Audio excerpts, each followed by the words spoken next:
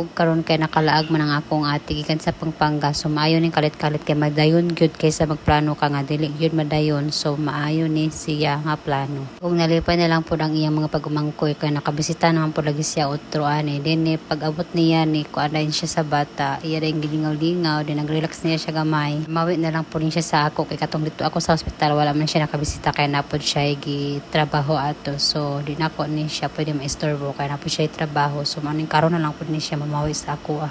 Wala na ako naka-upload gahapon ng video kay nagchika-chika naman mi ani, so matong na busy na lang pud ni ani na time, so maning karon na ako na lang ako ning upload. Taas-taas po na iyang paglagri sa ako pila ka days, so maayo nang nalipay na lang po ko kay dugay-dugay po siya maka-stay diri sa balay.